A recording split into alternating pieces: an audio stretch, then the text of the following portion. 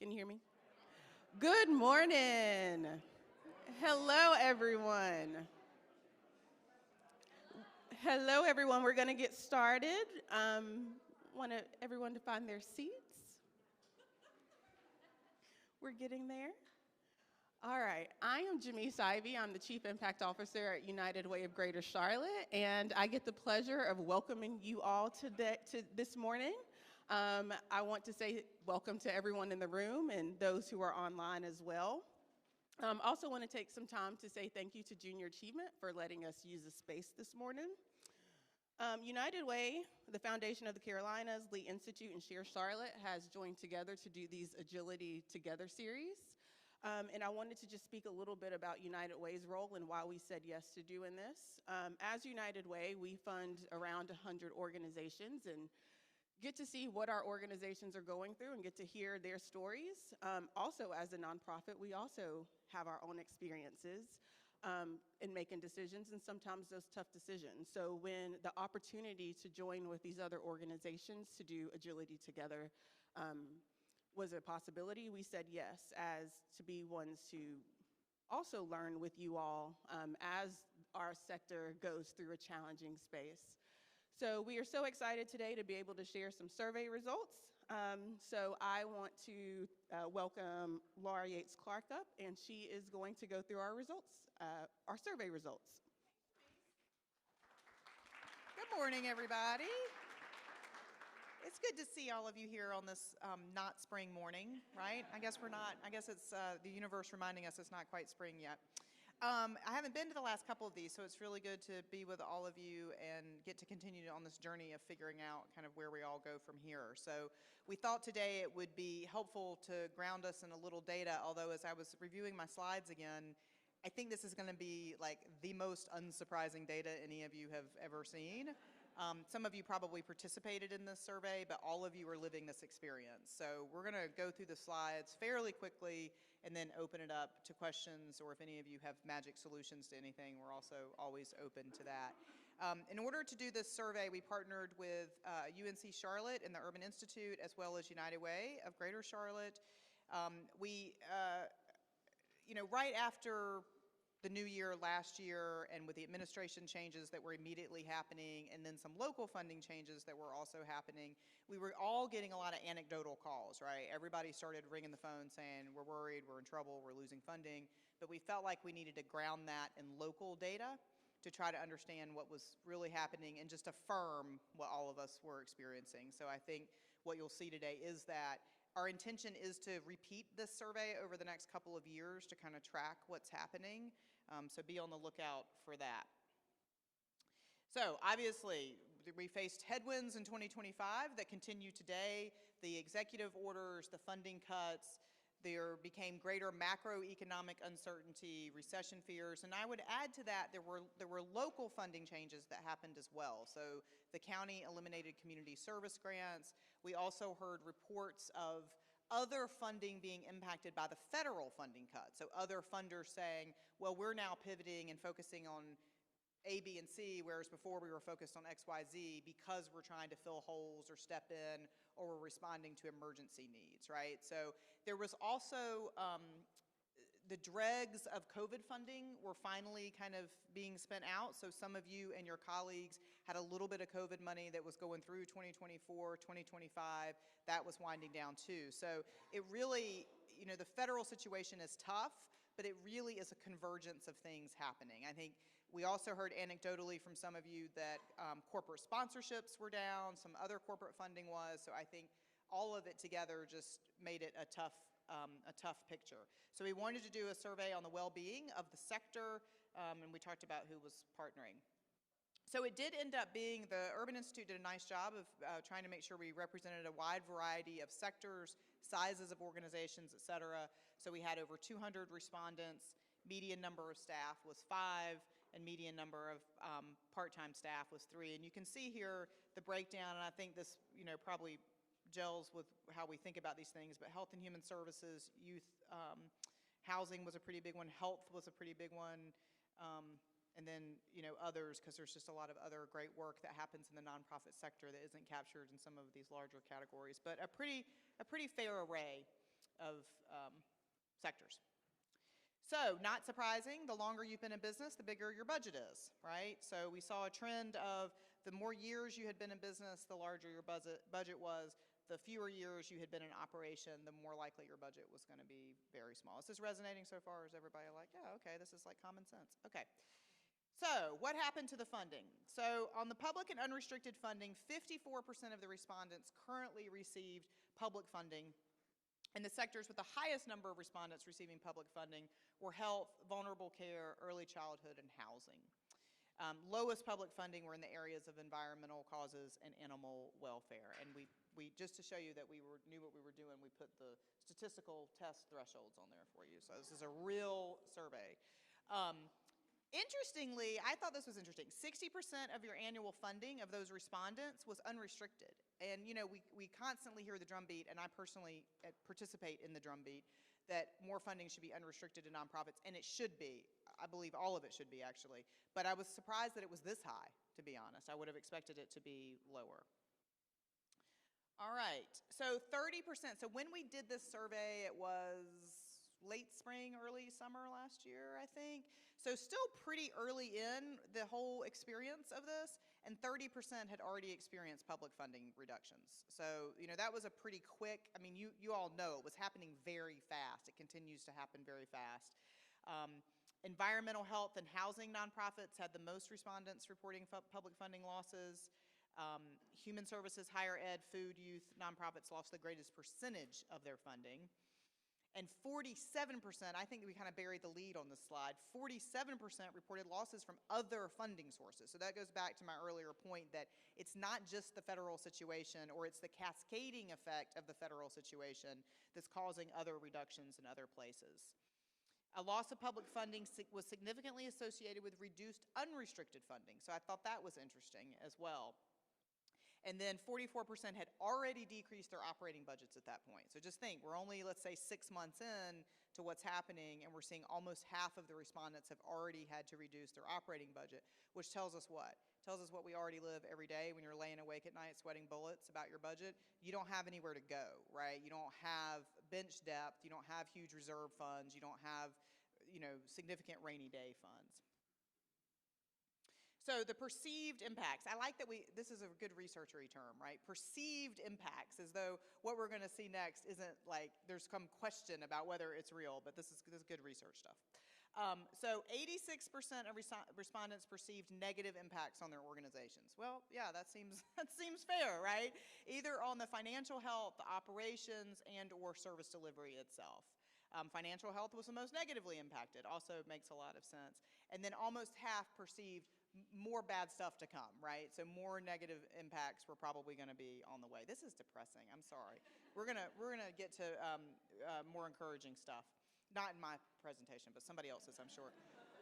So 31%, again, we're only a few months in, 31% are already serving fewer clients, independent of the operating budget. However, most reported what? An increased need in services, because we were also, as those federal reductions were happening to SNAP and other things, everybody's phones were ringing off the hook. Your lines were out the door, right? For how are we going to serve these folks?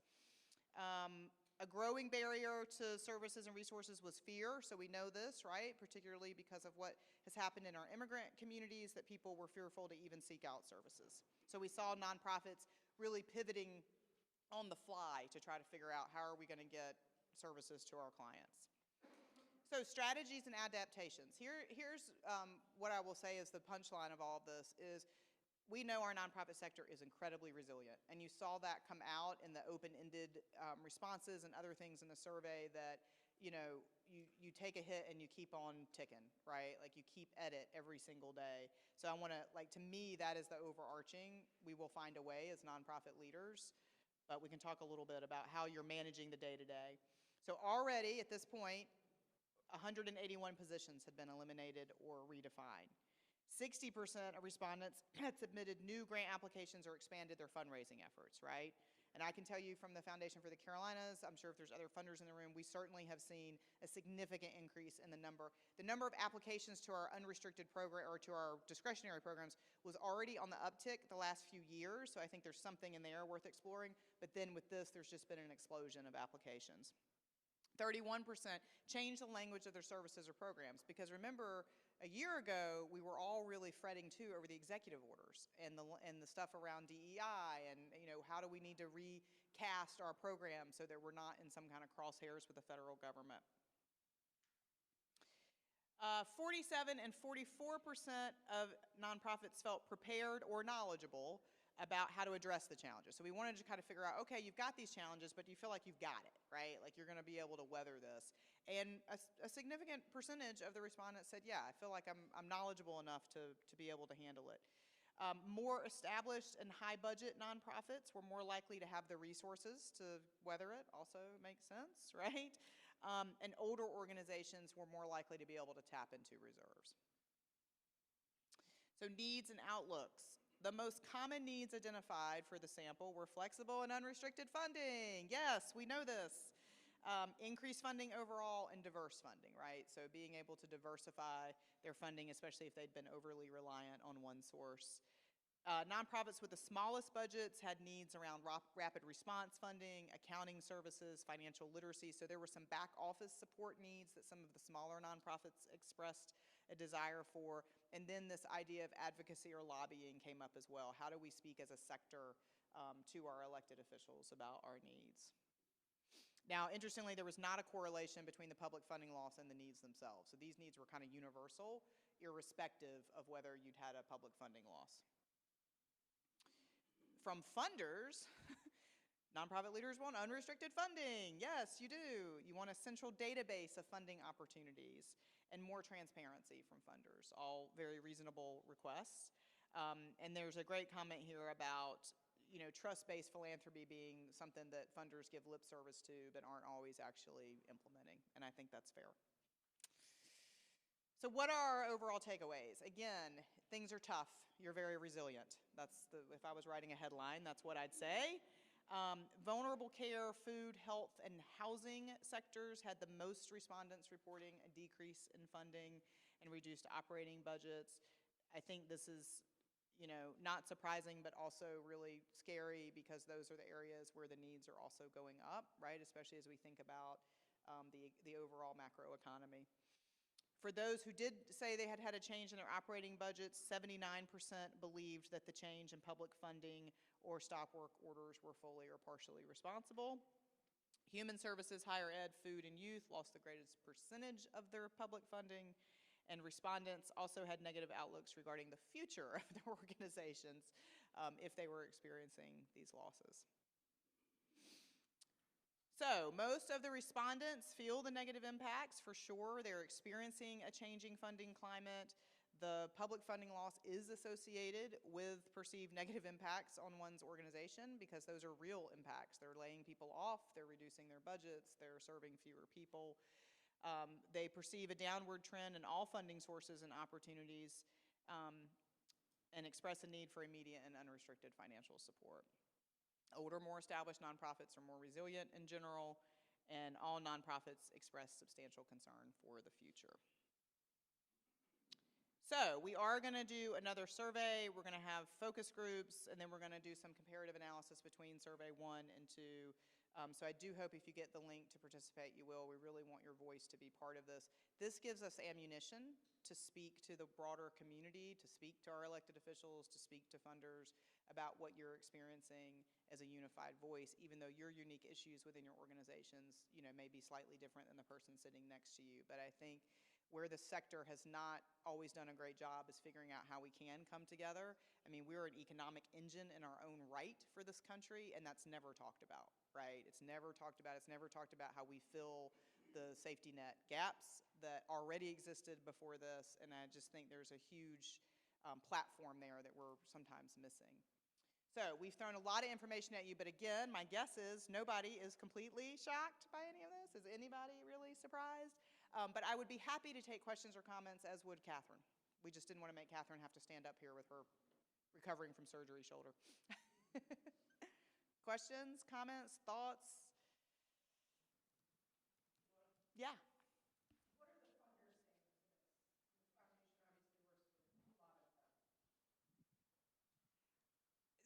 That's a good question. I don't know that there is a cohesive answer. I think everybody's responding in their own way. I think, some funders are shifting and pivoting to fund other things.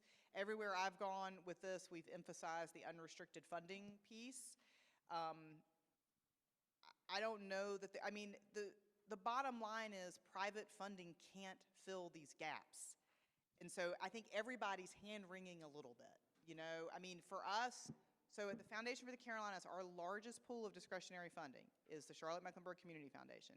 It's about $1 million a year. So that just doesn't go that far. Now we're going to make some changes to how we fund this year to make larger gifts, but it's going to be to a much smaller number of organizations, right? So there's always these trade-offs. I want to do unrestricted funding. I want to give multi-year funding. I want it to be larger gifts, but then I can only do this many, right? So I think the work that we're all doing together here through the Agility Series is really, really important, because we should hold the foundation and other funders' feet to the fire on unrestricted funding and on trust-based philanthropy, and it's never going to be enough, right? So I think we've all got to do our part to figure this out going forward. Yeah, please. Oh, look, we matched today. I didn't realize that. We didn't plan it. It was the only clothes I could get on. So the question was, how are other funders kind of responding to this? And I think I would observe two things. One, you see funders responding in real time to what's happening. And so you saw a rapid shift in funding to when SNAP was frozen, an influx of money going into food supports. When ICE came to town, there was an influx of money to support the immigrant community. So you're seeing rapid shifting in priorities from the funders, but they're also reporting, as Laura has said, you all are appropriately responding by submitting more applications to more places, which means they're receiving more applications from more places, and they can't meet the need, right? So, they're caught on both sides of trying to swing to be responsive, but then when they return to their normal course of business, it's less resources now because they've deployed to respond to the emergent issues, and more need in front of them. And we've seen our individual fund holders be responsive to those emergent calls for action, so whether it was SNAP or whatever. What I don't know is how long that will hold, right? So they're responding to the emergency this week. They're responding to the emergency next week. I don't know that that's a sustainable strategy forever, right? And it's still not filling the hole. It's not. Their generosity is wonderful, but it's just not going to fill the federal government's losses. Other questions?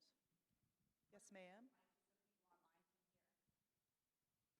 Thank you. I'm wondering if there's any way to use the next set of surveys to highlight better the impact that's happening, not to the nonprofits, but to our community as a whole, because I do think that's what people react to. Yep.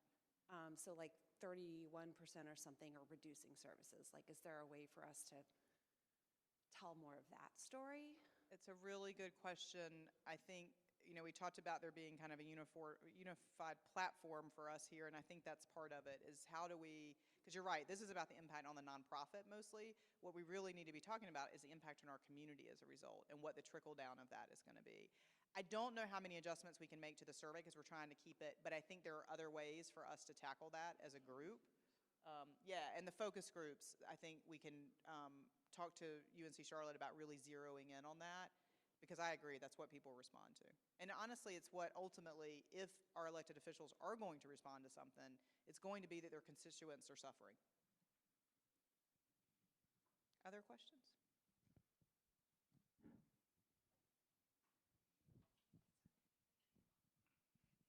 Hey, Laura. Ronnie Reddick, YBLA, some loaded questions. So I reiterate what the first, I think, question was, that I think originally when this was starting, there was some information going out, and I read in the news about foundations kind of standing in the gap, which did sound immediately like it hadn't even, the hurt hadn't even come yet, so it was like a wishful thing, but is it going to happen, and how it was going to happen. But how are, obviously, as you said at the beginning, you're informing of us of what we already know. How are businesses and government being educated and to advocate for what has happened? And then is there an intentional study of which organizations have been hardest hit, particularly by the destruction of DEI? All great questions. Tracy, do you want to talk a little bit about the dissemination plan? Thank you. And it's a great question. And as Laura and Catherine have both outlined, the ability of our organizations to reach out to donors, make them aware of current situation, what the impacts are in the community, and what donors might be able to do about it to respond is really critical to our function. It's one thing for us to work with you and work together to build skills and talents and abilities for resilience, but it's quite another thing to take your voice and put it closer to the ears of donors. And as Laura said, as a community foundation, our unrestricted assets are very, very small, but we do have thousands of donors who are listening, and they do respond, and we have to be judicious about when we do that. So, to make sure that we're leveraging what we know from this survey and other channels, we've been doing a few things along the way, and I'll tell you about a couple more things that are being added. One is we're in constant communication with donors inside the Foundation for the Carolinas, United Way with their stakeholders and donors, and Share Charlotte, to alert donors that there is need. And when it spikes around an urgent need like SNAP, we so alert donors to do that. And that is an ongoing channel of dialogue that we will keep and maintain as an active one. That has not always been the case. So this is something relatively new. It's not rocket science either. It's something we should have been doing all along, probably, but we're doing it now. Second, the Robinson Center from the Foundation for the Carolinas itself is launching a monthly newsletter that is specifically designed to alert our donors and the community and build awareness of what we're all facing together, and to make sure that it stays top of mind. And when there are urgent needs, we will so use that to lift up those needs and how people can respond. Third, we are working together with Share Charlotte on a Community Impact Summit, which is coming on May the 14th. And I hope you're all in attendance there because we'll be launching a new platform that is intended to lift up voices from the nonprofit community and community members called FFTC Forward. And its singular goal is to make it faster and easier for more people, organizations, and institutions to do something about issues that they care about. And so we're taking conversations from the Agility series, data like this, and we're putting it front and center in front of the community to enable and empower response. These are examples. There's more ahead. This Agility series will continue. And we will keep opening channels up on the other side to donors, to stakeholders, to leaders that we do have proximity to, and we should be leveraging those relationships. Sure. So immediately the deck will be available via a link that you'll get at the end of the session today. And you will see messaging coming out from all of our organizations in the form of an op-ed and commentary from UNC Charlotte. That is intended to help alert the community to what we know or what we've been refreshed about. That will be available. We're reaching out to media outlets, so in the coming weeks you will hear more about these findings, and you will hear more about our ongoing work together through Agility and further survey work to inform and keep the community aware. And I think I want to underscore what Laura said around thank you for participating in the first round of surveys if you did so, but please respond when you get these invitations to participate, because this literally is the data that we're using to leverage that kind of messaging. So we're going to lift up outcomes from this survey. We will keep beating the drum around ongoing needs, and that's a pattern that we'll keep moving forward. And with community partners, media partners, we're going to keep this messaging out there.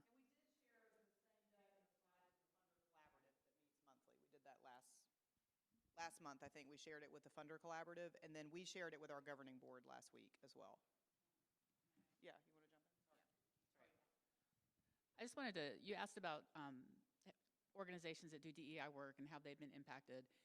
The slide that talked about the agencies that provide care to the vulnerable, that's kind of code speak for people who are working with underserved communities. So it's LGBTQ, it's immigrant communities, it's people that are specifically focused on minority populations. And so if you think about, it's almost intersectionality of impacts. Organizations that are serving, code speak vulnerable care have been triply impacted by all of the different pressures that they're facing. Yes. I'm not exactly sure who would own this information, and I know the information changes from year to year, or it's a cyclical thing, but it would be really interesting to see where a funding map of what is actually funded in Charlotte. Yeah. And because, like, we don't necessarily get federal funding or even county funding or even city funding, but when when the school system is affected and now the school system is going after the same types of funding that we would have normally been applying for, it has, we haven't really felt the effects yet, but I know it's coming. But when one area shrinks, if your area is already small enough, the belt gets tightened so much that you're going to start seeing more organizations fail. So having a map of just what is even what areas are even allocated funding from year to year? So a couple of things on that front. The answer is yes, that would be wonderful to have. I think now technology has advanced such that it could be done more thoroughly. United Way attempted years ago to try to map where particularly private funders were putting their money. It was nearly impossible to do thoroughly. Funders are not always very forthcoming with where they're putting their money, funny enough, right? But I think as part of what we're doing with our civic map, so we're going to be taking sectors of the nonprofit world and sort of mapping out who's in the space and what other organizations do and all that. I think that can be incorporated into that. We just want to make sure we have data sources that are really reliable and full and robust, and because you could end up with a very misleading picture if we're not careful with it. But I agree it would be very helpful. And then to kind of do some time analysis and see what's happened since these changes and what will happen in the future. Sonia? This is somewhat of a related question, but I'm curious if there's a comparable survey being discussed for the funding side that might be useful to us to understand some of the areas where they're struggling. That's a wonderful suggestion. That's a wonderful suggestion. We can talk to UNC Charlotte about it. Again, I don't know, we could talk to the Funder Collaborative about willingness to participate in something like that, but I think it's a good idea. Yep.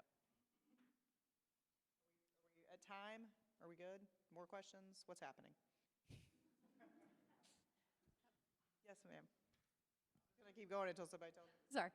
I'm trying to process, so bear with me if this doesn't come out clear, but how does this intersect with Leading on Opportunity and all those efforts with that database, and that was identifying where we needed to put funding for economic mobility?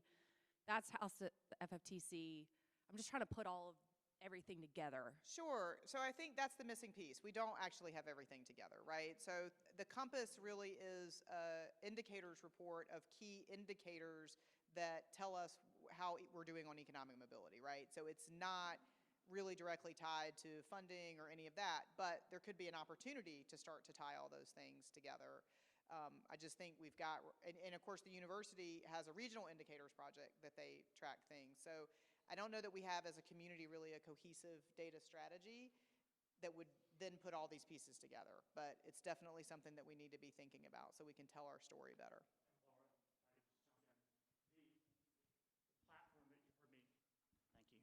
The platform that you heard me just mention, and we'll share more about this as we get closer to the launch, will enable anyone in the community to see a few things.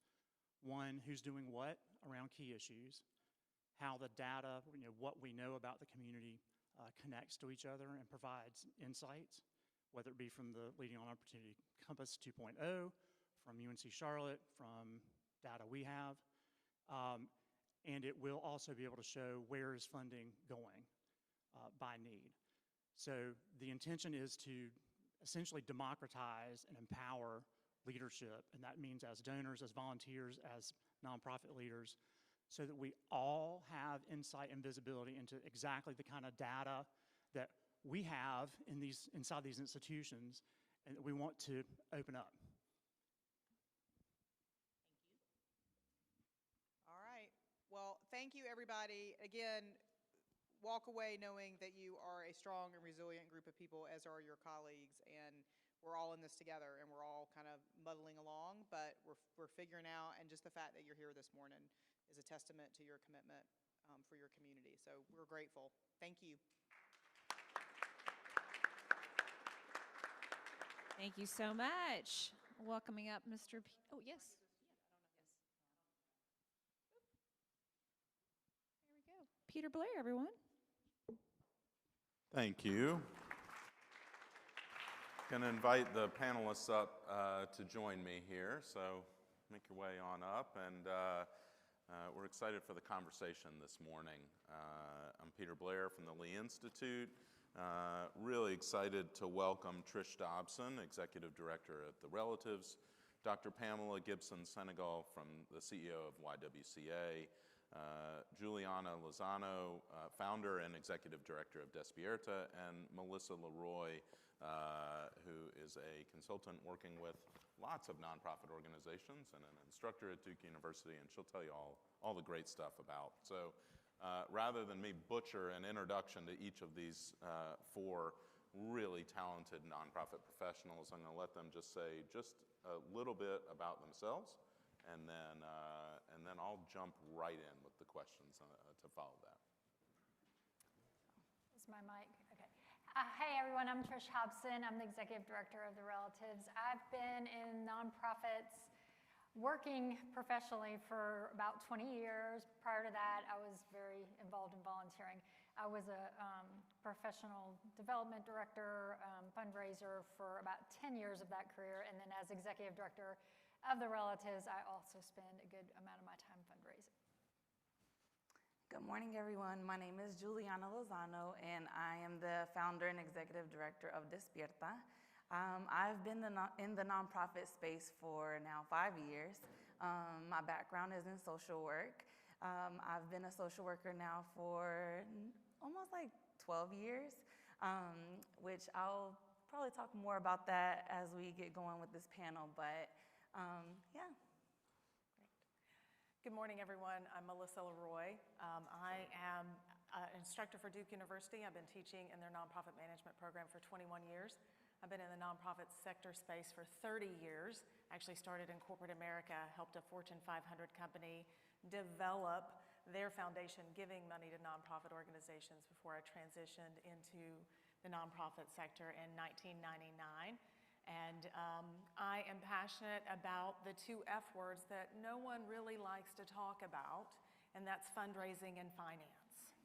So they go hand in hand. I always say without funds, there's no financial management. So we'll be talking a lot about that, I'm sure, as well today. Thank you. And I'm Pamela Senegal, and I've been the CEO for the YWCA for 1 year and 14 days, but who's counting? Prior to coming to run the YWCA, I spent 25 years in North Carolina community colleges, the last 8 as a North Carolina community college president for a small rural college outside of the Durham area on the Virginia line. And so it's been quite the transition for me coming to an organization where we must fundraise to make payroll versus being in a higher ed situation where 3/4 of our budget was state allocated. And so this has been quite the transition for me, but a great one. Thank you.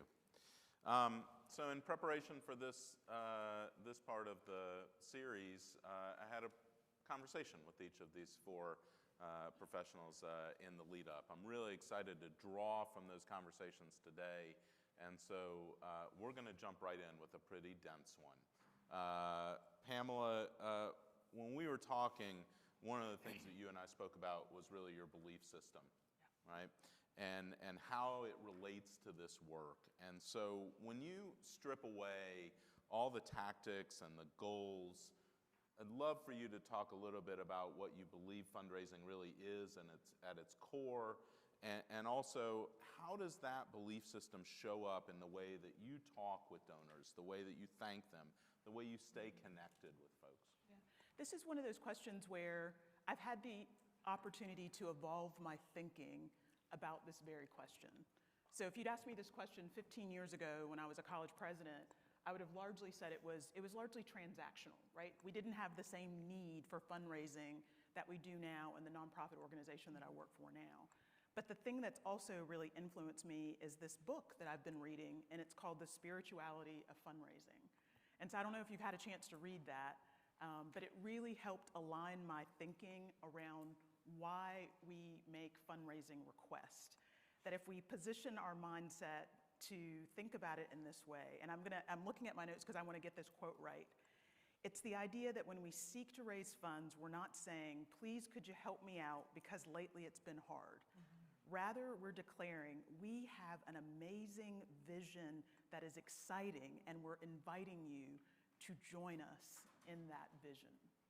That's the shift that I've been able to make in terms of what fundraising, and so it's made it a lot easier. I know sometimes there's a lot of angst around making the ask, but I'm inviting people. I'm not asking, I'm inviting them to be part of the amazing work that we get to do as the YWCA of Central Carolinas. And so that's really the big shift. And it colors every conversation, so it takes some pressure off. It allows us to explore where values align, because largely we are seeking partners in this work where there's an alignment of values, right? There's an alignment of care. So if someone, for example, their hot button issue is around youth entrepreneurship, well, then that's probably not going to be the ideal match to support the YWCA Central Carolinas. And so it's just taken a lot of pressure using that thinking from spirituality of fundraising. And I don't know how to pronounce his name. I looked online and it said Henri Nouwen, but to me it looks like Henry Nouwen. So if you're looking for that book, I would just encourage you to take a look at that. Thank you.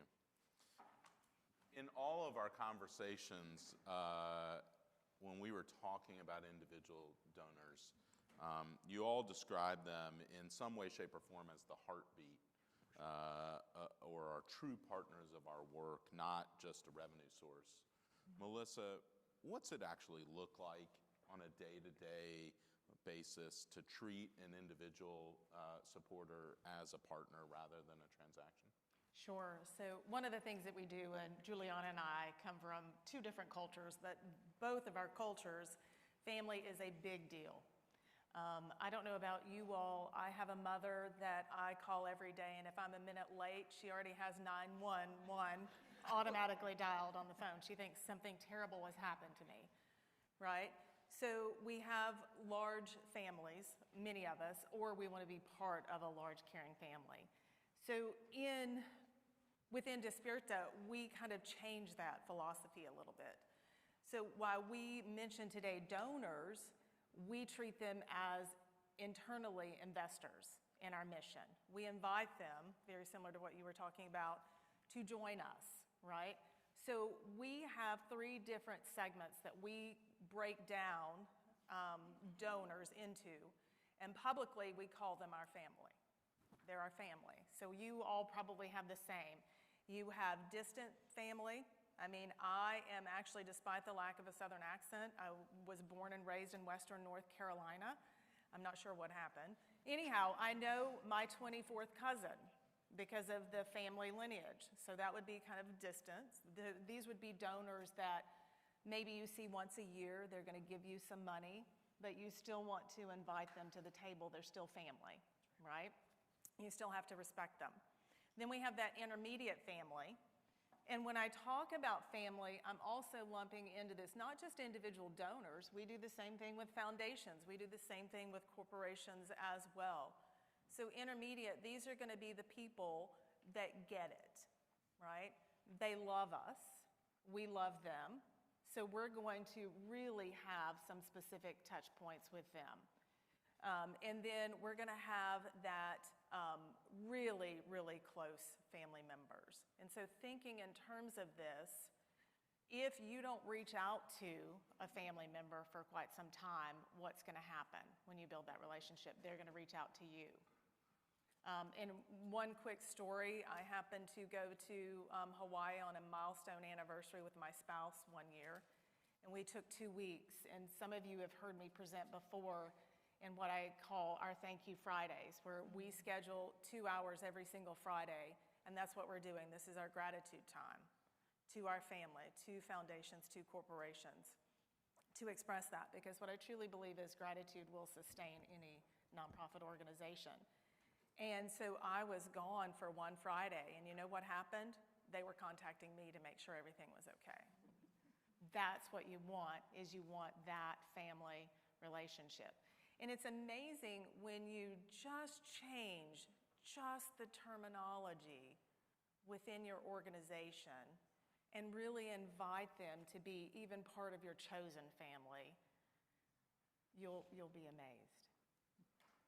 Love that. I love the symmetry between thinking about, what does it take to sustain a relationship in any part of our life, and how do we apply that, and just the lens of thinking about investors, right? If this were a private company and you had investors, what would the expectation be of that relationship, And of then that when you don't communication, deliver right? it, Peter, Right. right? What happens? Right, right.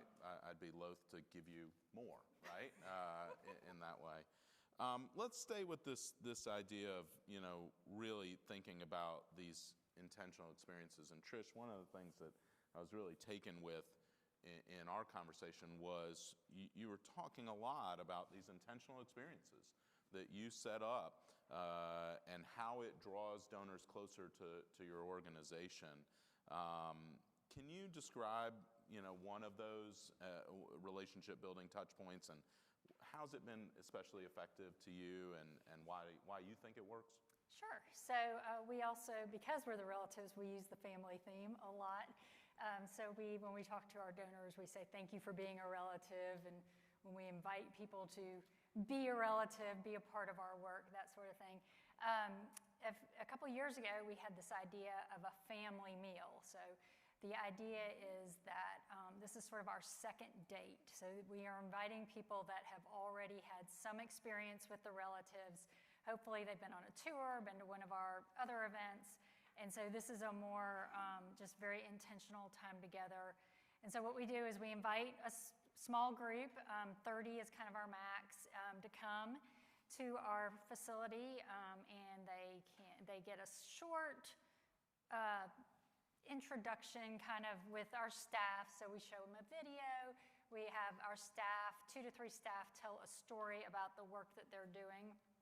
And then we transfer everybody over to the program side of our building where our clients are eating lunch. And so we all eat lunch together. And we've been very fortunate because we roped in Chef Sam Hart of Counter years ago before he got a Michelin star. So now we have this huge attraction point of come meet Sam Hart and eat the meal he's prepared. But he prepares the meal once a quarter. We invite this sort of select group for their second date. We encourage people to sit down next to our clients, next to our staff, and really talk to them and get to know them. And the idea, and I always tell people, is that eating together breaks down barriers, right? So that teenager that you might look at across the street and think, ooh, he looks a little scary, I think I'm gonna stay away. You sit down next to him and listen to him and hear a story, and it becomes something different. And so that is the idea behind the family meal. Love it. Love the analogy of dating as well, right? If you think about, what do you plan for the first date, as you encounter somebody new? If you plan a pretty extravagant day, folks may say, oh, a little too much too fast, right? But if you think about what that progression looks like as we meet folks, and how do we make it comfortable and natural from an entry point, love that idea as a second date. Many leaders, when we survey folks and we talk to folks, they say they're afraid of the ask. So I'm going to pick on Juliana a little bit here. When you started, you had very little development experience, right? Very little fundraising experience. What helped you move from discomfort to confidence when asking individuals for support? And what's some concrete advice that you would give a new executive director or development professional who is still a little anxious about that? Yeah, that's a great question. Well, as I mentioned, my background is in social work, so I had no, business background or fundraising. So that ask was really, you know, it was scary for me. I've spent many years as a micro social worker, like helping families and advocating for children. And so I had to shift my mindset. It was still advocating for the families, but it was inviting people to be part of that solution. And so that helped me in realizing that the ask wasn't for me. It was for, even though I'm the founder of the organization, it was changing that mindset that it was inviting people to be part of that solution, and that ask was for the little girl who's struggling with her mental health and the mom who doesn't know how to help her child access those services. And so when I reframed that, it helped me build that confidence. And when I think about other new executive directors who might be scared to do that ask, is that building those genuine relationships are important, so it doesn't become like transactional. And that also, sometimes your mission, like back to what you said, Pamela, might not be for everyone, you know, and that's okay. I learned that. Maybe they can connect you with someone who is aligned with your mission. And so when I realized that and accepted that, that helped me as well, like let go of that fear. Yeah, I think that, you know, there's more of that needed as we walk through this work. There are absolutely times where you're going to meet somebody and they're going to just say no. Yeah. Right? Or they're going to tell you before saying no, why, right? My focus is on this, or my focus is on that. And I hope that as we walk through this work and as we build connections in this series with folks around the table, that we might say, you know what, I know that person. Yeah. Let me give you to that person because I really do believe it feeds on itself. All right. So we're going to move into a little bit of a different part of the work, and that's the alignment of values and how central that is to individual giving. And you've each sort of touched on this, but anybody can answer really on this one. But how do you discern when a donor's values truly align with your mission, right? Similar to what we were just saying, right? When the fit might not be right, even if they have capacity. Right? The reason I say that is, you know, when we ask folks about fundraising in Charlotte, they develop a list. They're like, I know some rich people, right? I think the folks who own the Panthers might have some money. Hey, I heard there's that company down called Red Ventures down just south of the line. Like, I know that guy. I read his story about crashing into the Hudson. Like, he's a multimillionaire. So I'm just going to write him down on my list, even just because there is capacity. How do you think about donor alignment and values alignment? I mean, you've got to make sure that it's there. This goes not just with individuals, but with corporations, with foundations, with family foundations. So the YWCA, we have this audacious mission statement, right? It's to eliminate racism, to empower women, and to promote peace, dignity, and freedom for all. In 2026, that's our mission. The good news for us is we don't receive any federal funding, so we have the ability to continue to have that mission statement and have it be unchanged. But the story that I'll share with you is that we have a family foundation that decided, because of our stance and allyship around the ICE immigration raids that were happening in Charlotte, they decided, even though their family foundation is focused on children and on women or people experiencing homelessness, they decided that because of our stance and allyship for ICE raids, that they could no longer support us, right? They decided to prioritize that value over the other programmatic work that we did. And so we could have just walked away. We could have just said, well, we're never going to talk to you again.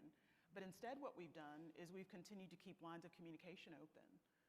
I've sat down and had conversations with members of that team to better understand where the divergence is, in the hopes that over time there can be some realignment, because there's really quite a bit of alignment, but there's this sort of political hiccup that's happening now. So that's not necessarily values, but this is just one of the ways in which we're seeing it sort of played out in our day-to-day budgeting. And that's okay. It is okay for some to walk away, because there are lots of others, as we focus on our vision, as we focus on our mission, because we're staying true to that work, there are 100 other people that are coming to replace that one that we lost. Agree. I'd love to hear from others on the same question, but one of the things that's really striking to me about what you just said is that the symmetry of treating it as a relationship, That's right. right? That's right. So you're willing to sit in discomfort That's exactly right. to maintain a relationship That's right. without a desire, without a defined outcome. While you hope maybe someday they'll return to supporting you, you're willing to sit with that discomfort regardless of that outcome? We absolutely are, especially because we've had a long-term relationship with this organization. There's been some contentiousness over the time. As I go back and look through the notes, we've seen sort of other bumps. So if your theory of change is that people can evolve their thinking, right? That's actually at the base of what all of us believe in the nonprofit world, right? We believe in people's fundamental ability to evolve and change. Well, that also applies to relationships, right? It can't be that that thinking only applies to the participants that we serve. Sometimes it applies in other settings. And I think part of what we have to do just in general is we have to be willing to have conversations across aisles, across other places. I've had a couple of, on the surface, you would think that Republican women wouldn't necessarily be aligned with the work that we do at the YWCA. But it turns out there is alignment, right? We've had some wonderful conversations and have gained some new donors in that space because there's alignment over our care for young people. We agree that young people should be literate and should be at grade level by grade 3. We agree over this idea that women and children should not be homeless. They should not be experiencing homelessness. And over those things, we're able to move forward and forge alliances. But we have to be willing to put ourselves out there and be slightly uncomfortable and sit and be willing to listen and understand things perhaps from a different perspective. Yeah.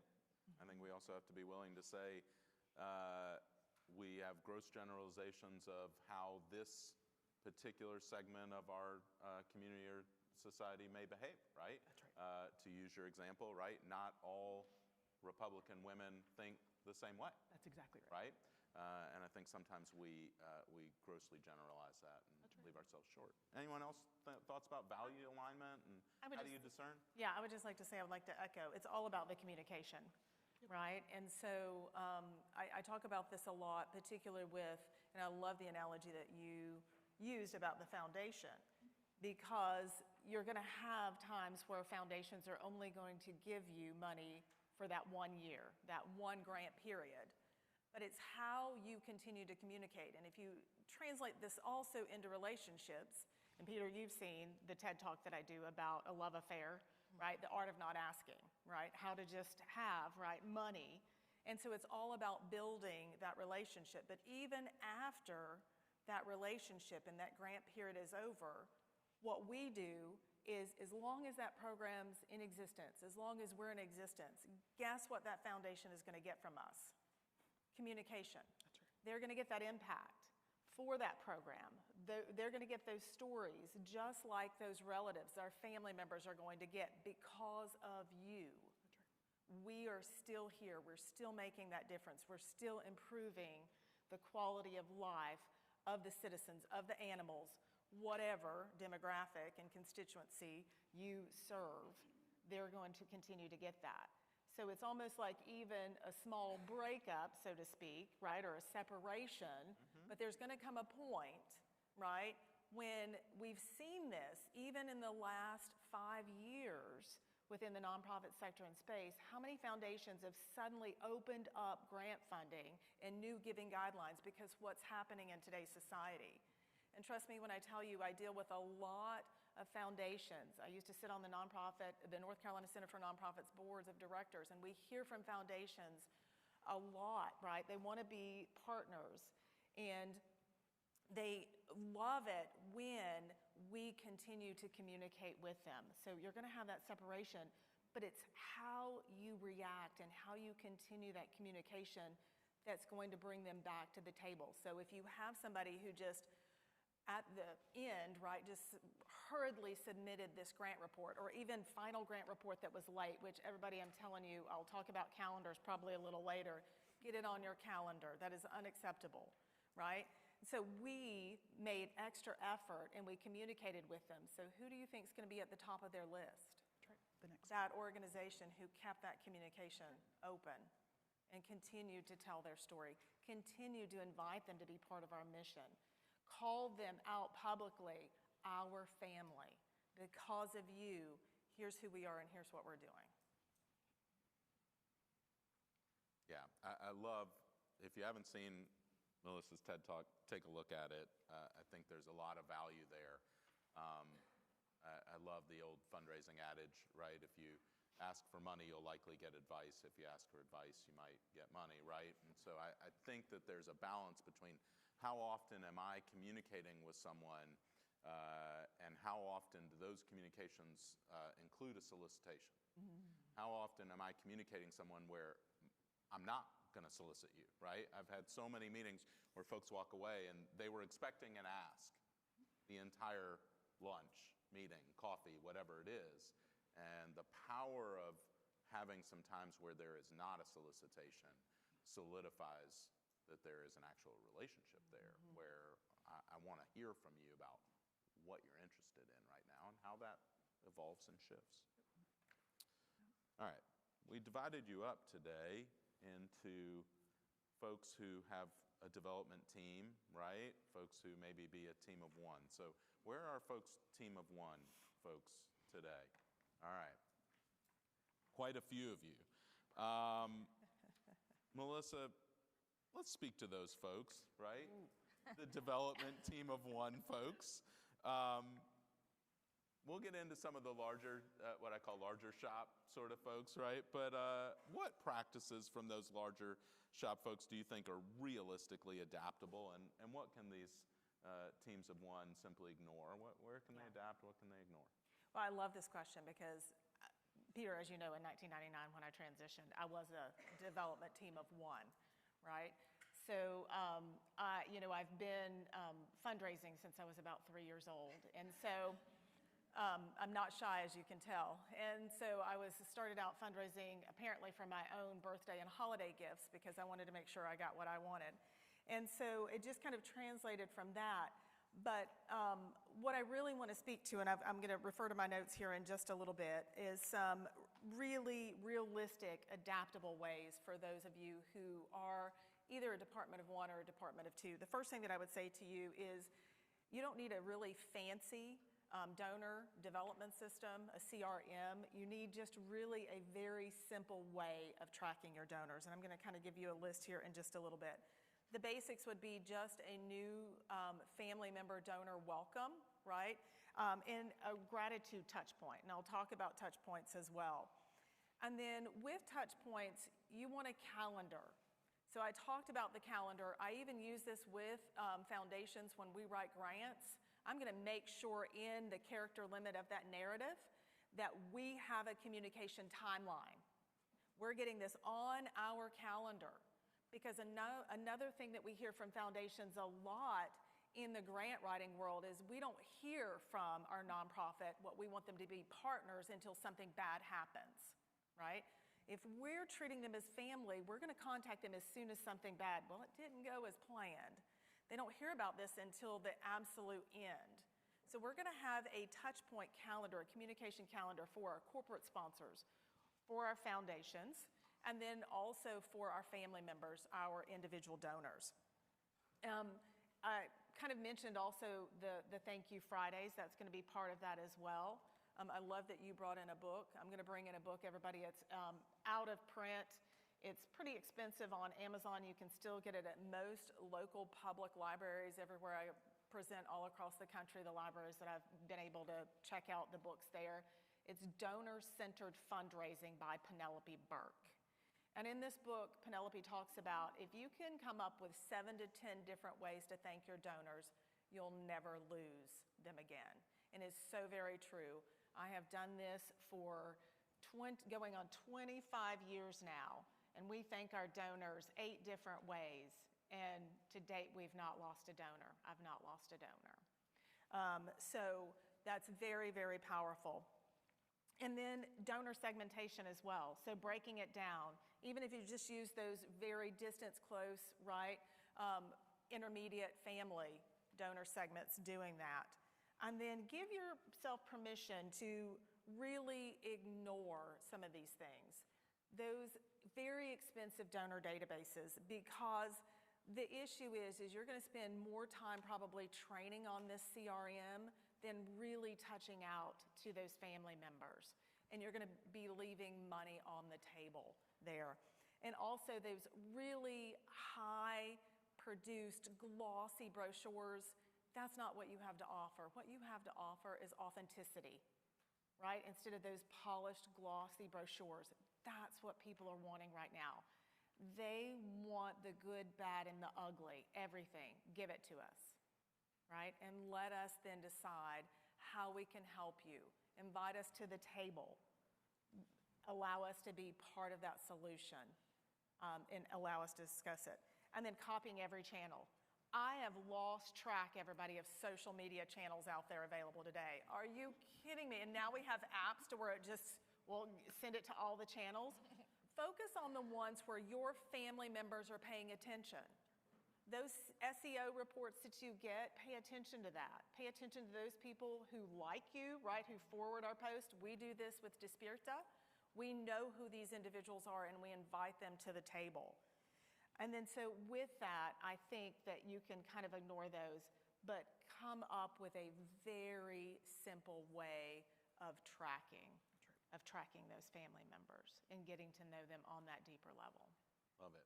Lots of great stuff in what you just said. I can't tell you how many times a very expensive glossy brochure has backfired on me, where donors have said, am I funding this? Exactly. At $4.50 a copy, how many did you print? And I thought, oh, I'm so proud. We printed 1,000, right? And they were like, yeah, I'm not funding that, right? And I went into an organization, a foundation, not too many weeks ago, and they said, what do you have for us, sort of in way of materials? And I had two 8.5 by 11 printed sheets of paper and said, this is all you really need. I'll speak to it as much as you want. All right, I want to kick it back to the groups. I want to be responsive to something we've heard from all of you, which is it's so much fun to listen to these talking heads, right, up on the panel, but what we really want is time with one another. So I'm going to challenge you on something that Melissa just said. She talked about 7 to 10 ways to thank a donor. So take a few minutes at your tables. You are hopefully seated with folks who have a similar development team. If you're not at a table, please don't be afraid. Come up and join us. But I'm curious as to just a list of the ways that you thank donors. Just come up with a list, right? How many different ways do you currently thank donors at your tables? We'll take about 6-7 minutes, and then we'll come back together.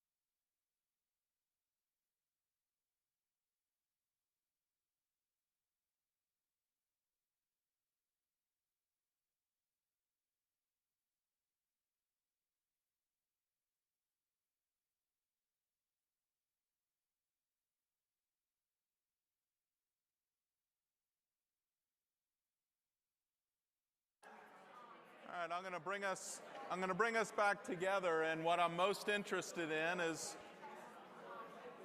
who's got one that really, really surprised them, where they said, oh my gosh, I've never thought of thanking a donor in that way.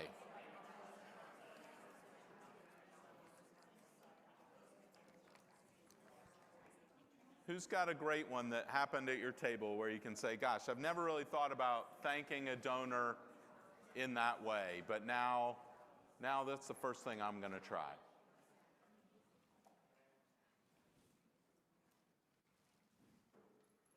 No one? Nothing of surprise? Yeah. This was my idea, so. Actually, one of our board members came up with it. Thank you. So we serve high school young men, and so last year I was new to the role and I didn't really know what I was doing, so I wrote every single donor a handwritten note because I said, what else do I know how to do? So I did that. So this year I have a lot more on my plate and I know a lot more, so I won't be doing that. But somebody had the idea of having kind of a postcard and then taking videos of our boys saying thank you and what their favorite part of our program is. So thank you for your donation. Because of your donation, I get to do one-on-one therapy, or because of your donation, I get to have, 10 warm meals every week, whatever it is. Go to the Y, have a Y membership. And so have a little QR code that's a culmination of all those videos. And at the end, it's our whole crew of 50 boys saying thank you. So a postcard with a little QR video. Thank you. Thank you. So we got some of the folks online gave some of those other examples too, right? Handwritten notes, or emails or phone calls, newsletters, holiday cards, right? Those are the kind of things that folks are out there doing. Where are some other creative ways that you're thinking about it? Yes. All right, I'm sharing what's working for us right now. We have an amazing board chair, and this guy is just so jazzed for Hospitality House, and anything Hospitality House, he wants to be part of it. And for some reason, there are people that I have never been able to really connect with, and there are folks that have been donating to us for a while, and I've sent them handwritten notes. They never say anything, but they just keep giving some sort of money every year. This man, when we have this board chair he will either write them an email and thank them for a gift, or he will call them and thank them for a gift. They reply back to him.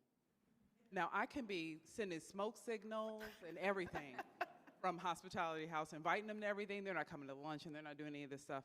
We had a high net worth individual show up for a tour because this board member invited him to the house. I've been inviting this man for a tour for 20 years, and he hasn't come by. But for some reason, this seems to be our secret sauce, is utilizing our board to do thank yous. So that's been working out really, really well for us. So much so we've curated a list of all the board members who want to do thank yous, and we now just dole them out, and that's been really helpful. Thank you. So hopefully now you have 7 to 10 different ways to thank your donors, and you can check off one of the boxes that Melissa's talked about. I want to try to draw in a different part of the conversations that we've all had, because I think it's really important, and it's really tied to something that I think is most central to any successful business, and the way I describe it is you can't improve what you don't measure. And I think that the things that we do measure will ultimately impact our success. And so, Pamela, earlier you talked about notes. And I remember from our conversation, one of the parts of it, you said, I'm relatively new here, right? I think it's, what'd you say, a year and 14 days? Just not right? Exactly. 14 days, 7 hours, yeah. So you came in, right, to an organization, and you didn't necessarily have the relationships that you have now a year in with donors. So what are some of the things that you track and with individuals, and tell me a little bit more about that. So I was really fortunate to come into an organization that already had a culture of documenting interactions with all of our donors, right? So I followed someone who'd been with the organization for 32 years, right? And so think about what typically happens in nonprofit organization when there's a new leader after someone's been there for a long tenure, right? Lots of loss, lots of leakage of individual donors, that sort of thing. Because we'd done such a good job of stewarding and also bringing in other people to those relationships, so all the relationships weren't just necessarily with the former CEO and that donor, but also with some of our philanthropy team. But we also had stellar notes. So there wasn't one donor meeting that I went to where I didn't get a page of notes describing sort of the history that that person had with our organization, what their giving history was, what their connection to the organization was, who did they know, were they friends with someone on the board. I had all that intel before going to those meetings, and as a result, it's made the transition go extraordinarily well. By contrast, at the last college that I was at, when I got there, there was not a history, there was not a culture of documenting relationships with donors. And so literally what I found were file cabinets with index cards with poorly written notes. Oh, gosh. Right? And so again, this was a 1-2 person shop, and so there wasn't a CRM, but they also weren't even bothering to use Word or Excel or anything to be able to track. And so that required a complete rebuild, right? By contrast, right, so think about this also as a way of protecting your organization for the long term, right? If you care deeply about this work, then instituting a culture of documenting these interactions is absolutely critical for the longevity of your organization. Trish, I know this is something you do a lot as well, because we talked a little bit about donor segmentation, right? And so to think about what we just did, right? Here's 7 to 10 ways of thanking donors. If I just do all 7 to 10 for everybody, it's going to feel really hollow and really robotic, right? So what are you tracking? What data do you keep, and how do you use it? Yeah, so we track a lot of things. We track how many donors, we do lose donors, so every year we're tracking how many people we're retaining, how many people we're losing. We are tracking, we track how many people we move from annual fund to our multi-year giving society. We're tracking if new donors come in, how they're engaged. So are they invited to the second date? Are they attending a tour? Are they coming to a different event? We have multiple things that we're tracking at every interval. We want to see if people are increasing their giving, all that sort of stuff. And we have probably 8 segments of our donors. We've segmented them that many different ways, and probably, I mean, I'm thinking of this huge spreadsheet we have. It's probably like maybe 10 or 12 different impacts, right? So like, for example, I'm not going to list every one of them, but for example, you know, we just picked a level, my development staff just picked a level and said, these donors at this level are going to get a call every 6 months, and we're just going to call them and tell them a quick story about the impact of their gift. That's it. They don't have, nothing precipitates that. They haven't just given us a gift. We're just calling to say, hey, this really cool thing just happened. Johnny just got his GED. It's really cool. This is the process he went through. Thanks so much. And it can be a message, or if we're lucky, we might get him on the phone. But then we're tracking, like, what happens after that. Do we hear back from them? Is there a different gift level? That sort of thing. To the impact of that, you're not only tracking certain pieces that feed you, these are the folks we want to contact, you're also saying, okay, was it effective? Exactly, yeah. Okay, did it move to the right way?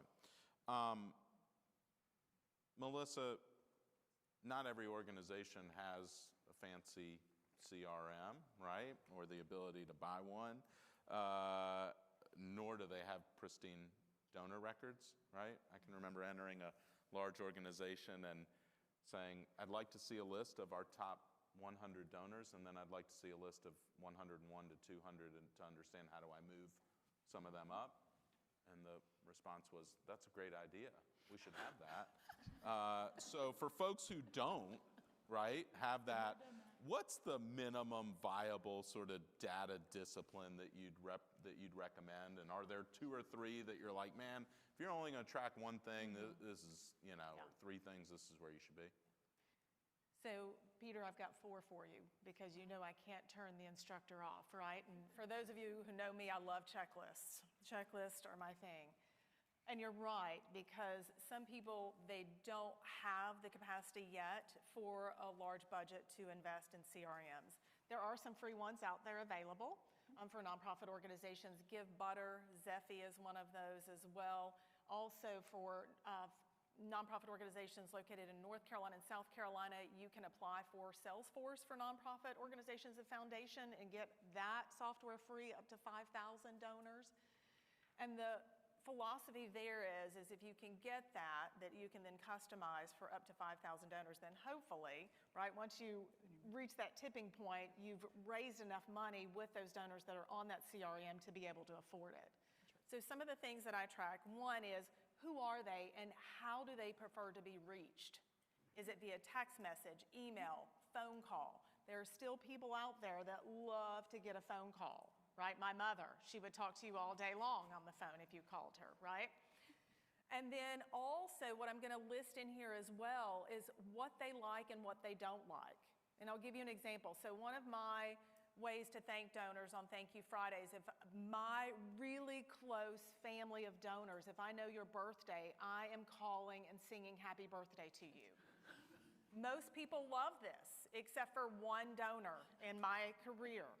It had just been a week for this donor, and they were like, Melissa, I love you, love the organization. Thank you so much for calling me and wishing me a happy birthday. This is a little too much.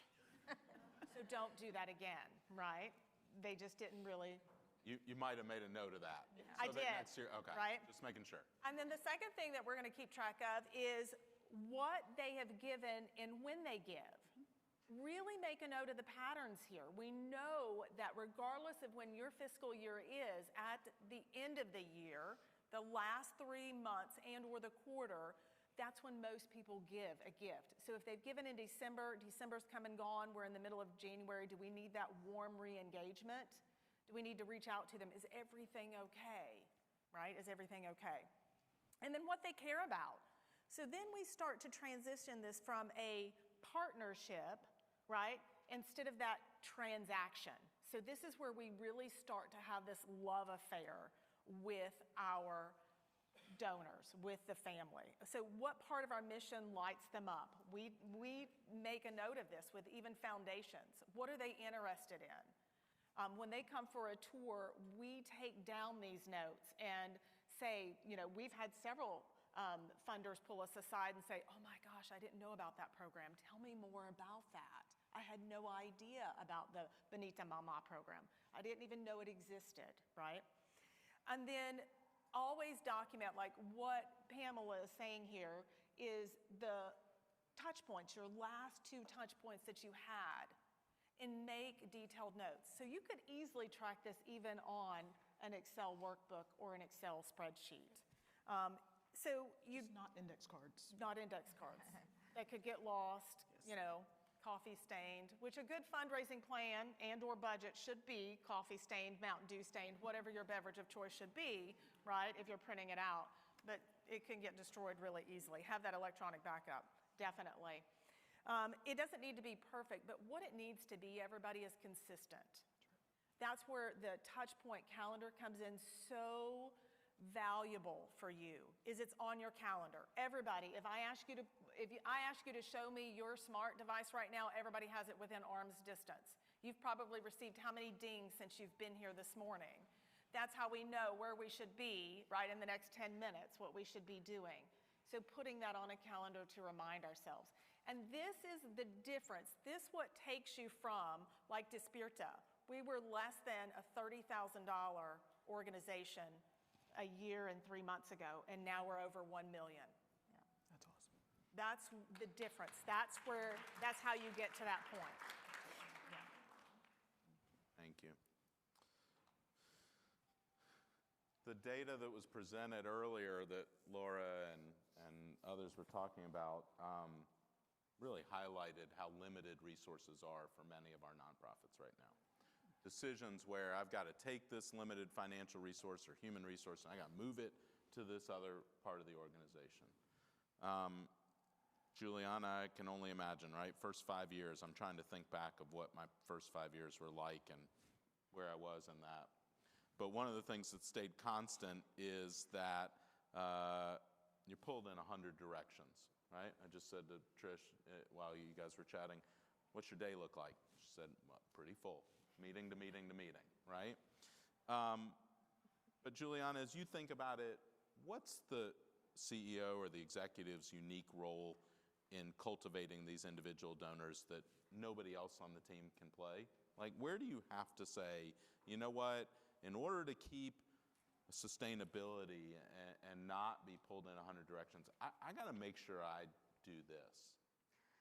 I'll say initially is building that trust, because as the founder and executive director, closely know the origins of the organization and where we're headed. But what's very unique about Despierta is that the mission of Despierta resonates so strongly with our team as a whole. And since Melissa has joined our team as our CFO last year, she has helped me change my mindset when it comes to I'm the executive director, I'm running around everywhere, and I'm the only one that's fundraising. So we have a model where we have a culture of philanthropy within our organization where my team, we are helping people connect with the mission of Despierta. And it doesn't just fall on me. It's my staff, it's the board members, and it doesn't feel like the executive director is the one that is having to fundraise and do everything, because we are pulled in many different directions, right? So that has helped me so much with not feeling like it all falls on myself. So I am very thankful that you have helped change that mindset when it comes to fundraising, because, I mean, look at where we are now and how much we have grown. Amen. Kudos. Yes. Right? That's that malleability of ourselves, right? How do we evolve? How do we think as that change over time?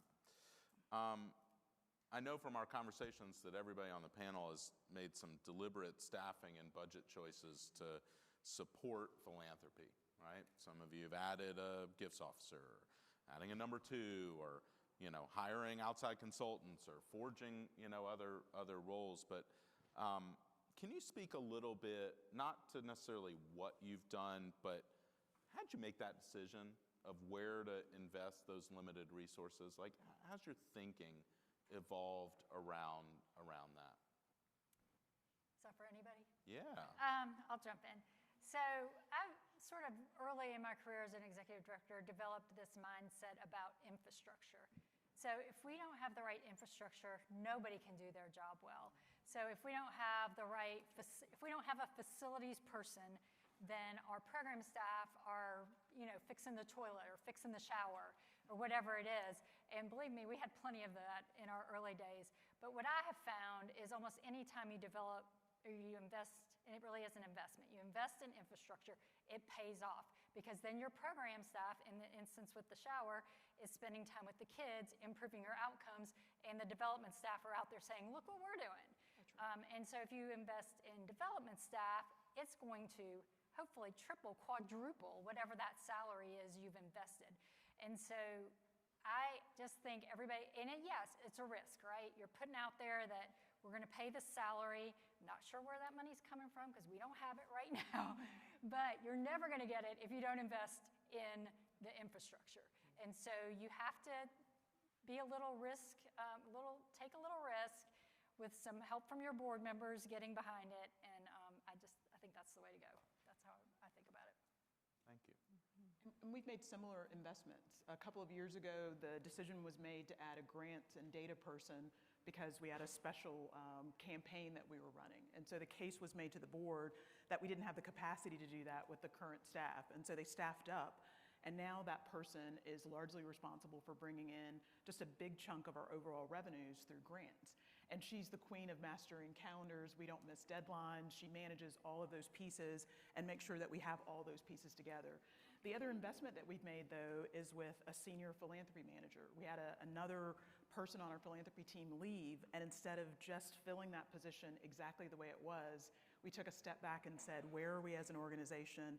What do we need today that will help get us to the next milestone as an organization. And that's how we keep evolving our thinking. When a position opens up in your organization, use that as an opportunity to think through what does your organization need today that may be different when that position was originally put in place.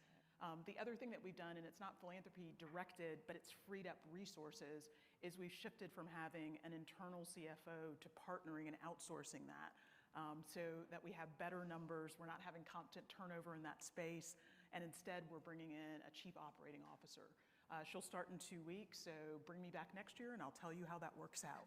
But we are very excited about that transition that we've made. But don't miss the opportunity when positions open up to not think about how it can best serve your organization today.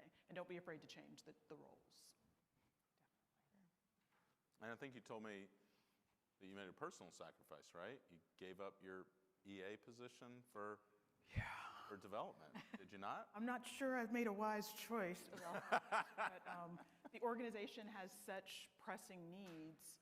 There's a preference that I have for an executive assistant, and that's not a position we've decided to fill. We're going to defer that until we get to some other milestone points. And in the meantime, my staff supports me through not knowing how to do certain things or how to set things up, and so we figure those things out. But we will get to a tipping point where it'll be strategic to fill that role versus spreading those responsibilities out among my team. I'm sure there are burning questions from those of you sitting either online or with us in person today. Mrs. Barron, what you got? Okay, I'll ask for the team of ones. Is there a tipping point with regard to the fundraising goal or the organizational budget at which you would say it's time to expand the development team? We're actually doing that. We're going to be doing that for our next budget year.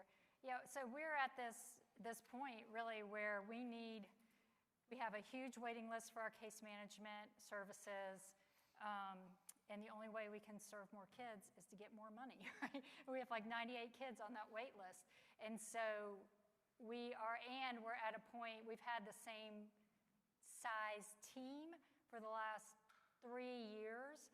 Meanwhile, of course, our budget has almost doubled. It's gone from like 4 million to 6 million.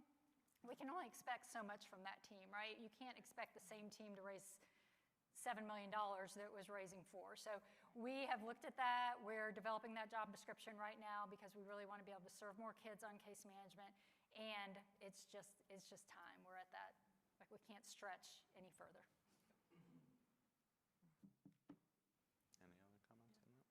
Those are important conversations to have with your board, right? So if your board is pushing you into serving more people, you've got to be honest with them about what that will take. Yeah. You cannot be expected to make bricks with straw. We don't have that capacity.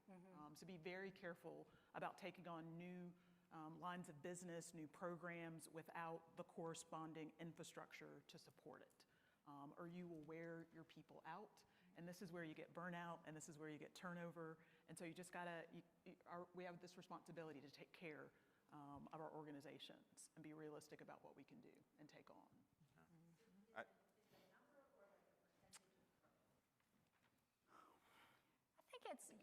think it's leadership. I mean, for me, it's about knowing my organization and knowing the staff and knowing that they're performing at their highest level.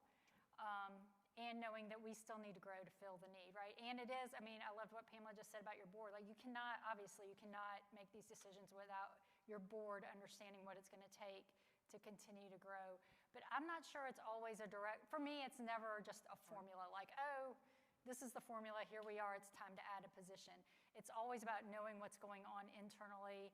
And to Pamela's point, like sometimes a position, it just doesn't make sense anymore. So there's other changes you have to make. It's just I have found it's a constantly evolving decision making, and it's not always the same factors that help you make the decision. I really think about it a lot in the development of the budget, and what's that narrative that I'm going to give to the Finance Committee and then ultimately to the board about what's included in this budget, and why are these decisions the strategic decisions that are going to move us forward? So if I were going to propose an added position, I would speak to this is the risk that we're taking. This is the potential return on this investment that we're making. This is how we'll track it to know whether it's working or not. This is our out strategy if it's not, right? And I think one of the things that is really true about development that isn't as clear in other areas is in development, the expectation of immediate return needs to be, you need to speak to that, right? We're going to add this person, but the return is really not going to come for 12 months, 24 months, right? Whatever that is, that it's a relationship game. And so, yeah, I can deploy somebody to do these tasks. It's not necessarily going to show up, in 60 days that we've got a windfall, but I'm not willing to wait 600 days to get the same return. So, Agreed. Other questions? Hi, I was thinking about when I don't know how many people do their forecasting for their organizations or not, but I do the forecasting and present it during budget season. And so can you talk a little about the relationship between the development department's forecast and the budget making process and when those don't align, and kind of a little bit about any tips for that process of how we advocate for what our donors are doing and how do we help the organization reach the goals that they have, but we're trying to figure that out. So I was about to say this to build off of what Peter was saying, but I think it's very important in the budget process. For me, coming from a development background, I understand that my development staff know best what to expect from the donors next year. They're really the ones that have the relationships. They can make reasonable forecasts. They can say, yeah, this guy gave us $50,000 this year, but we cannot expect it again. Like that's I have to rely on that. And there's a tension, right? Because our programs have to run. And so that's where the tension comes in, where you finally decide, well, maybe we need to hire somebody, right? Because I understand the development side wanting to be conservative, right? Because you guys want to meet your goals. I always did when I was a development staff. I just want to meet my goal. That's important. And the programs, we can't budget to add program staff if we can't forecast that the funding is going to come in, right? So I would say to all the executive directors out there, it's obviously a little bit intuition. It's a little bit art, but trust your development staff. If they say there's absolutely no way we're raising that amount, then you have some decisions you have to make. And you have to push them. You have to say, are you sure that we couldn't bring this up another 1%, another 2%?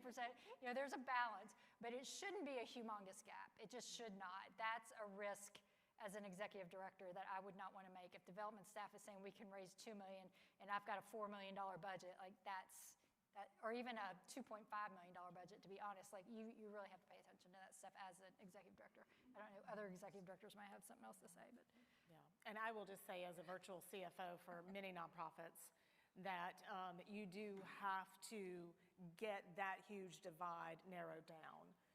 And it really takes the entire staff working to develop that budget. I love what Trish said, everybody's involved in the budgeting process. A lot of times I just go in there and they're like, oh, well, let's just take last year's actuals out of QuickBooks or Aplos or whatever you're using, and we're running with it. That's not an accurate budget. We can't make executive decisions based upon that, anything. So really getting everybody to the table to discuss that. Why is this divide here? Because it shouldn't be. Yeah, I immediately go to how are you getting to that number? And is it realistic, or are you backing into it? Are you saying, well, we have $4 million in expense, so I'm going to budget $4 million from development? Or are you saying, hey, last year we raised $3.6 million. We want to increase it by $400,000. We're going to have this campaign as a move-up campaign of level. We're going to acquire this many new donors because the 3-year trailing average was that we acquired 50.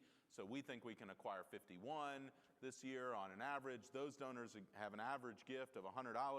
I want to see the realistic nature and test incessantly the realistic nature to see, is this number going to hold?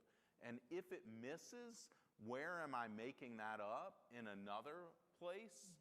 And then also the other thing that I really, really loathe as a executive is when we miss low.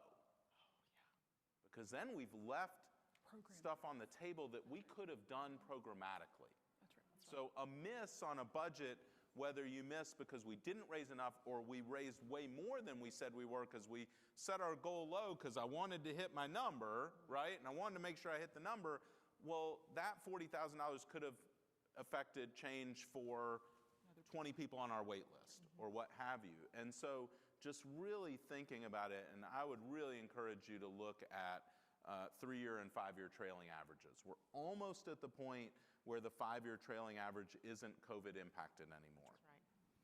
Once you get 5 years out, which I really treat as 2022 being the first year. So right now I'm really looking at 3-year trailing averages because COVID impacts the 5-year trailing average. Yes, ma'am. So now that you've just said that, so for small organizations who've outgrown their staffing model and their operations have just, gone forward, I absolutely believe in investing in philanthropic staff. But when your functional allocation, if you've got 3 or 4 staff members and you have an entire person dedicated to fundraising, your functional allocation just gets all out of whack. How do you explain that to donors and make the justification that this is worth investing in? You want to speak to that from a fractional CFO standpoint? Yes. I file 990s for nonprofit organizations, and that is probably one of the most commonly viewed page of a 990 is page 10. Line 25 actually breaks down the functional classification. And another weird fact about me is I have all 990s, all 5 memorized, plus the 990I instructions memorized. So I'm really good at trivia if the 990 comes up. It's a Jeopardy category tomorrow. Okay. Just the 990. So underneath, right, line 25, we have all these boxes. Rarely do I find a nonprofit organization who actually does the math to find out, right, what is that general key ratio of what is the percentage spent on programs versus administration versus fundraising. I would argue under GAAP, generally accepted accounting principles, that many do not track this accordingly internally. I would argue that many of the development dollars that we're paying that staff person could be allocated to fundraising and program support. So that's what I would say is I think that we probably need to look at the functional classification and how that is being done internally, how that CPA accountant is doing that, and then how that is being presented also to funders as well. There is a story. I always say if that is the case and we are over that 25 to 35%, which is in accordance to the general key ratios according to Charity Navigator, which is the largest charity watchdog group in this country, then a simple explanation on Schedule O. Schedule O is also viewed by funders all across the world, and we do not pay enough attention to that schedule at all. So we could easily come up with the terminology to state that this is a growing year. We've added on this additional development person, and list your strategic objectives. You must have a strategic plan in place. Yeah, that's where my mind goes is what's the strategy that supports why that spend is. And the other thing you want to do is your R&D, right? You want to rip off and duplicate, and you want to find out what similar-sized organizations, how they're staffed. And often that's a compelling argument for how you want to be staffed, right? And so you've got enough peers, you've got a good network, leverage that network to find out that information and then present that. So often that is compelling to board members, in addition to some of the other things that have been said. Agreed. Taking everything in my being not to just spit out random lines of the 990 as a quiz to Melissa right now. We're going to have a 990 battle I'm 47. here. I'm 35. Yeah, here in the front. Piggybacks off that and might have to do with the size of an organization, but I was asked a couple months ago what our donor acquisition cost Is there an average that you should be at? Because then a couple months later, they said, that's a little too high. Can you go back in and check that? Does that have to do with how big your organization is, or is there, an average, I guess, across? So there's 4 formulas that Charity Navigator uses that they give individual donors and foundations use as well for the 990. So of course, the 3 formulas that we mentioned, right, for program, administration, and then fundraising, but those are also the fundraising efficiency ratio.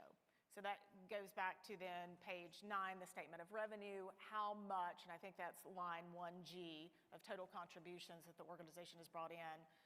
So you take that and you divide that by the total fundraising expense. And so typically that's the ratio that they're looking for. So really anything, less than 40% is going to be acceptable for many individual donors and foundations. If you get more than, 50 to 60%, of course, some eyebrows are going to raise on that one. That's really, you're spending a lot to keep donors and why when we could be using those funds for programmatic, right, of really forwarding our mission. So it used to be 29%, now we're up to 40 is acceptable? Yeah, okay.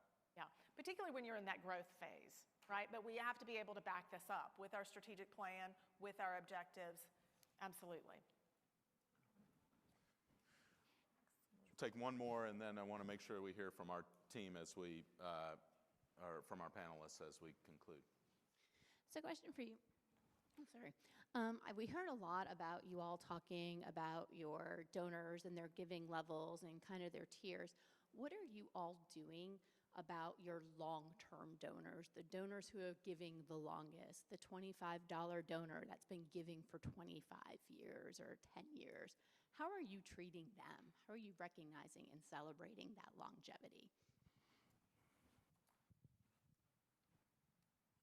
I'll chime. Oh, go ahead. No, go ahead.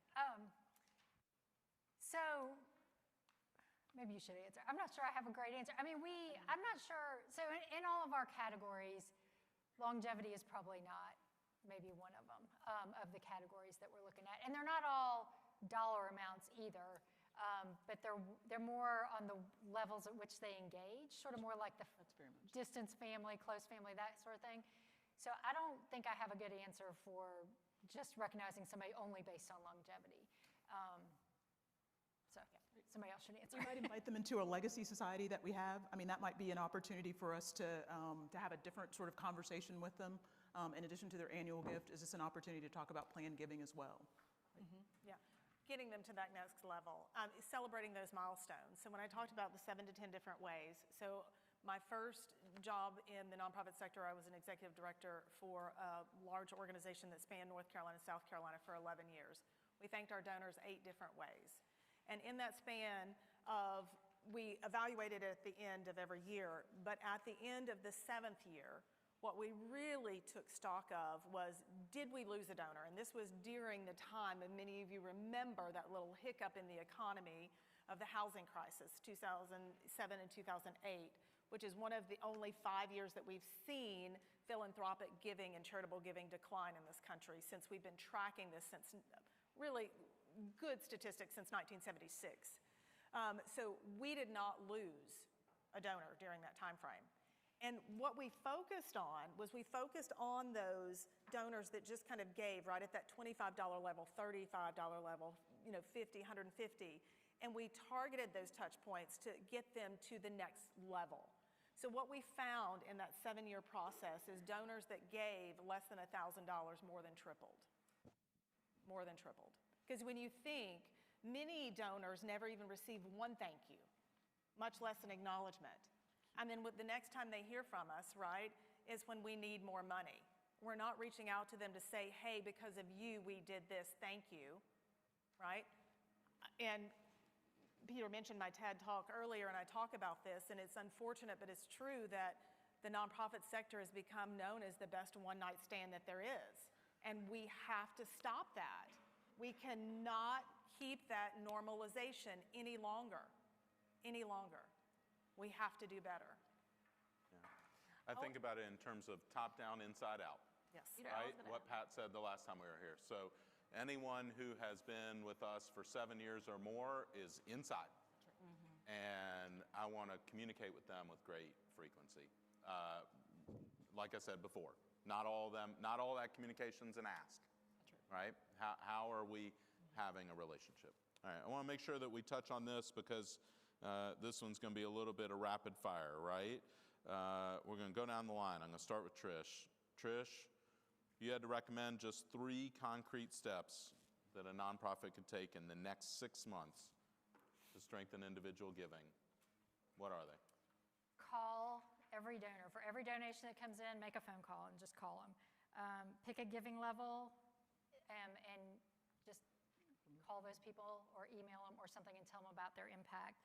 And then I would say create some sort of experience to showcase your work, whether it's a tour or a video, something where people can experience your work. Juliana? Similar to Trish, inviting them in to experience that, like inviting them into the programs. We are a fairly new organization, but for us is building those genuine relationships. So inviting them to see firsthand like what we're doing with our families and being part of that experience so they can see, you know, what our girls are going through and being able to see the safe space that we're creating for them, as well as sending those thank yous, making those calls, and just meeting with them, having those one-on-ones so you can build those genuine relationships. Yeah. I think that one thing else that I'll add is like for us is even though we are a smaller organization that hasn't been around for long, is building those trusts with the donors that we have established those relationships with has helped us a lot as well. Melissa? Yeah, so I've got 3 for all of you. Number 1 is kind of build your family map, whatever that looks like. Segment your donors in there. So come up with those human touch points, whatever those look like for you. I will tell you foundations today, individual donors can tell if this is AI generated. Those crazy AI hyphens, I don't know what it is about AI and not liking commas. We all know we need that human touch now more than ever. That's really what is driving philanthropy and driving donors to stay in touch with you. They know this. And then upgrade your gratitude from a receipt to a relationship. So again, just reach out to them for nothing else to say, I'm grateful for you. Because of you, this is what we've been able to accomplish. And then last but not least, create one focused, story-driven, individual giving campaign.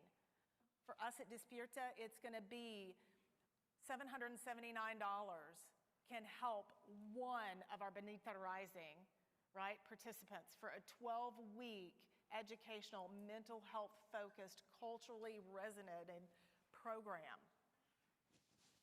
And that is very impactful, right? And then with this story, we have a great story. You can see this in some of our past newsletters on our website about a Benita Rising participant about the talking shoe.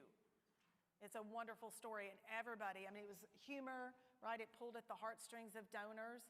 Set this as your story, launch it within the first 6 to 8 months, set a deadline, set a goal, and I think you're going to be surprised that you're going to surpass it. Surpass it. Love it. So all of those things, and here are 3 last ones. Number 1, make sure that you know what your unique value proposition is for your organization. And you should be able to state it clearly, and so should everyone else in your organization. If you're not going over your mission and your organizational meetings, you need to, right? Those are all people that can become ambassadors for the work that you do. Second thing, make sure that every single board member is on board with giving. If there's not something formal that you've done for your board members, then you may want to consider doing something formal. But there's no excuse for every board member not giving, right? And that's something that if you're not tracking it, if you don't know the answer to that, that's something you got to get a hold of, right? And then the third one is around, it's very consistent with what others have said. Make sure you're deliberate about thanking every donor for every size gift and interaction with your organization. Volunteers matter.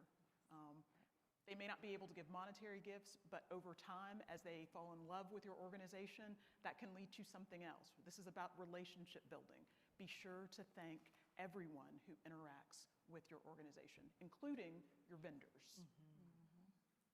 I want to thank Trish, Juliana, Melissa, and Pamela for their time, for their expertise, for their willingness to delve in. I want to thank all of you for your willingness to take risks today, be here, think with one another, and be a part of the conversation. Thank you. Thanks.